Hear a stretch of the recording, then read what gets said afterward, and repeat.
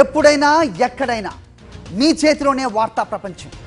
మీ మొబైల్లో, మీ కంప్యూటర్లో, మీ టీవీలో సాక్షి టీవీ డిజిటల్ ప్రసారాల కోసం లాగిన్ అవ్వండి www.youtube.com/sakshi tv. సబ్స్క్రైబ్ సాక్షి టీవీ యూట్యూబ్ ఛానల్. మంచి హిట్ టాక్ తో విజయ్ దేవరకొండ కింగ్డమ్ దూసుకుపోతోంది. తొలి రోజే సుమారు 40 కోట్ల గ్రాస్ వసూలు చేసి రికార్డ్ సృష్టించింది. 3 రోజుల్లో 67 కోట్లు వసూలు రాబట్టిన మూవీ మేకర్స్ అధికారికంగా ప్రకటించారు. సండే కలెక్షన్స్ వివరాలు రావాల్సి ఉంది. ఇది ఖచ్చితంగా మరో 20 కోట్లు గ్యారంటీగా ఉంటుందని సినీ వర్గాలు అంచనా వేస్తున్నాయి. మరోవైపు మూవీ టీం వరుస ప్రమోషన్లు చేస్తోంది.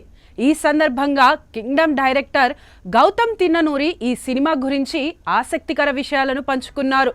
ఈ సినిమా కథ గతంలో రామ్ చరణ్తో చేయాల్సిందే అంటూ ప్రచారం జరుగుతోంది. దీనిపై తాజాగా ఇంటర్వ్యూలో గౌతమ్ క్లారిటీ ఇచ్చారు. నేను రామ్ చరణ్కు ఓ మూవీ లైన్ చెప్పాను, అది ఆయనకు నచ్చింది.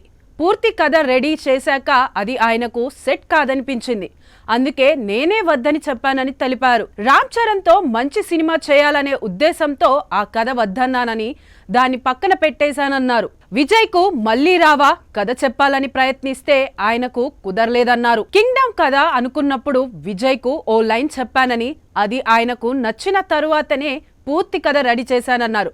రామ్ చరణ్తో తీద్దామనుకున్న కథకు కింగ్డమ్కు సంబంధం లేదని చెప్పారు. రెండింటి జానర్లు వేరేనని, రామ్ చరణ్తో భవిష్యత్తులో తప్పకుండా సినిమా చేస్తా అంటూ చెప్పుకొచ్చారు గౌతమ్ తిన్ననూరి.